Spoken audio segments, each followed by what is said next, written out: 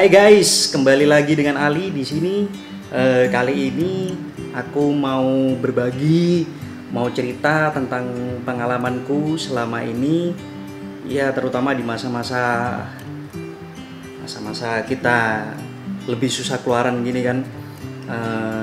Banyak hal yang aku pelajari, terutama soal kamera, multimedia, streaming, apalagi pas di gereja kemarin sangat perlu sekali untuk bisa live streaming, bisa ngerekam khotbahnya atau renungan yang lain. Nah di situ aku mikir apa ya yang maksudnya untuk streaming ini gimana sih? Karena aku kan juga belum pernah streaming, hanya rekaman biasa seperti ini. Jadi suatu hal yang baru juga buatku, masih bingung, masih di awang-awang, yaitu itu dipaksa untuk belajar, untuk mendapat ilmu baru, untuk menimba ilmu baru, sesuatu yang benar-benar baru buatku. Setelah browsing, nyoba dengan akun YouTubeku sendiri. Ternyata untuk YouTube kita nggak bisa langsung live rekam gitu dari handphone kita langsung rekam, itu nggak bisa. Ada syaratnya minim 100.000 subscriber biar kita bisa live langsung dari kamera handphone kita. Jadi YouTube tidak mengizinkan lah untuk kita live langsung dari handphone kita kalau subscriber kita di bawah 1.000 orang.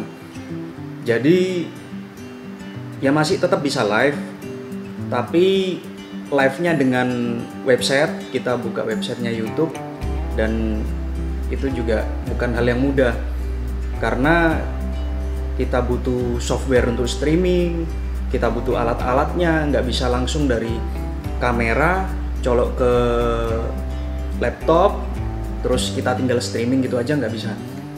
Dan juga masalah audionya kan, tentunya audio dari kamera sendiri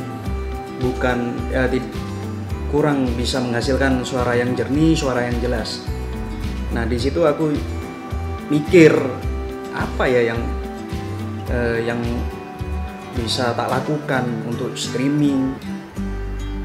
Setelah cari, coba usaha, mungkin dengan webcam. Pertama aku mikirnya webcam Logitech C922 kalau nggak salah. Nah itu audionya sudah stereo, juga kualitas videonya bisa ngerekam sampai Full HD 1080p. Itu harganya kalau nggak salah 1 juta berapa gitu. Coba teman-teman cari di marketplace yang ada di Indonesia. Ya setelah dipikir-pikir, uang 1 juta itu kalau cuman untuk gitu aja, kalau aku sih eman. Suatu saat kita punya alat yang lebih baik, ya mending kita nabung untuk alat yang lebih baik ini daripada beli alat webcam itu aja. Dengan kalau live streaming di gereja, ya ibaratkan kita live streaming konser lah. Dengan audio yang kayak gitu nggak bisa kita dapat audio yang bagus dengan mic bawaannya dari Logitech C922 ini. Nah mikir-mikir lagi, kalau YouTube terkendala, mungkin bisa Instagram. Nah setelah Instagram coba, ternyata kalau misalnya dalam kondisi seperti ini, aku sekarang ngomong gini, kalau Instagram bisa enak sih, suaranya, gambarnya juga lumayan. Tapi ternyata kalau di ruangan gedung gereja atau juga ya mungkin di ruangan-ruangan yang lain yang gema, yang ada reverbnya, jadi nggak jelas juga suara yang masuk. Akhirnya waktu itu coba mikir-mikir, ternyata ada alat ada mic dari IK Multimedia, kalau nggak salah namanya Airic Mic Case 2 atau Aeric Mic Case HD gitu. Nah itu jadi mic ini langsung dicolokkan ke dalam handphone, dicolokkan ke handphone bisa langsung rekam. Dengan kalau aku ngeliat reviewnya di YouTube sih lumayan jernih. Kalau di sini kita main gitar terus nyanyi lumayan jernih. Tapi kembali lagi mau beli itu juga harganya 800 sampai 1 jutaan juga kok nanggung rasanya. Kok kurang optimal, kurang maksimal. Mikir terus sampai ya bingung sih apa yang harus tak lakukan gitu untuk bisa streaming dengan nyaman. Akhirnya sementara waktu seminggu, minggu pertama, minggu kedua ibadah live streaming, aku coba pakai mic shotgun yang memang aku punya dan aku gunakan sekarang ini, Boya BY MM1. Pakai itu suaranya lumayan jernih, tapi juga beberapa orang mengeluhkan volumenya kurang keras. Ya bisa dimaklumi juga karena itu mic pasif ya. Suaranya kurang jelas, terus ada suara AC di gedung gereja itu memang keras suaranya, sehingga itu suara AC itu masuk ke dalam mic menyebabkan ada hiss lah di background suaranya itu. Nah setelah ya akhirnya aku merasa kita butuh alat streaming ini. Meskipun dengan banyak kendala yang aku rasakan, koneksi internet yang pertama, kita butuh koneksi internet yang mumpuni, karena itu juga berpengaruh sama kualitas video yang bisa di streamingkan itu. Kemudian kita butuh capture card. Waktu itu aku mau beli Elgato HD60S karena memang cari-cari beberapa review yang murah meriah, recommended lah. Banyak yang menyarankan pakai Elgato HD60S itu, atau ada brand lain namanya Evermedia, yaitu ya yang aku akhirnya beli nih yang Evermedia ini, Evermedia Live Gamer Mini. Karena waktu itu nggak dapet Elgato HD60S, juga barangnya susah waktu itu nyari-nyari di salah satu online marketplace di Indonesia. Akhirnya alternatifnya cari Live Gamer Mini ini dapat, dan penjualnya di Surabaya juga, ngirimnya juga cepat, enak, bisa cepat dicoba. Terus kendalanya lagi di audio butuh sound card atau audio interface. Di situ aku mikir rencana mau beli Focusrite 2i2, tapi setelah dipikir-pikir lagi kayaknya lebih enak Zoom.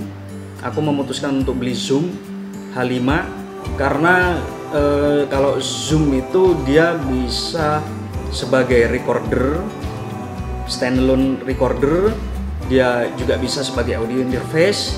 Juga kalau seandainya dia jadi recorder, mic-nya bisa diganti-ganti. Jadi mau diganti mic shotgun atau mic stereo, atau juga dikasih tambahan colokan XLR input lagi bisa. Nah itu akhirnya yang memutuskan aku beli Zoom H5 dengan harga yang gak terlalu beda jauh sih dengan Focusrite 2i2. Kemudian tentu juga kita butuh laptop atau PC yang punya spek yang mumpuni. Apalagi di websitenya Evermedia waktu itu ada sistem requirement-nya butuh yang Core i7, terus butuh VGA Nvidia berapa gitu. Nah, aku merasa juga waktu itu laptopku juga gak mumpuni sih.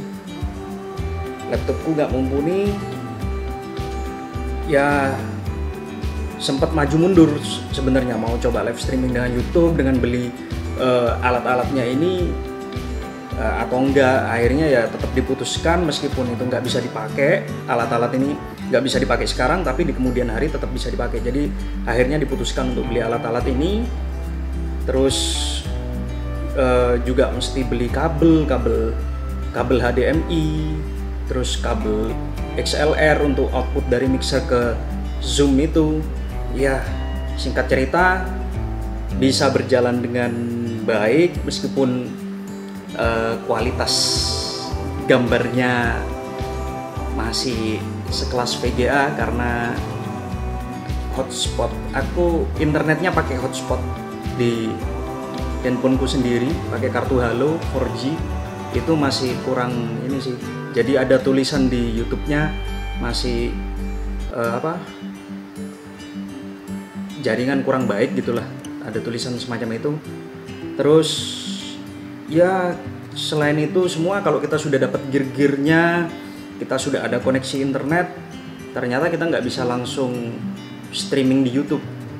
Jadi kita masih tetap butuh software streaming, dan ya googling lagi, YouTube Academy lagi. Akhirnya keluarlah yang namanya OBS. Akhirnya aku pakai software OBS dan sangat memuaskan meskipun gratisan.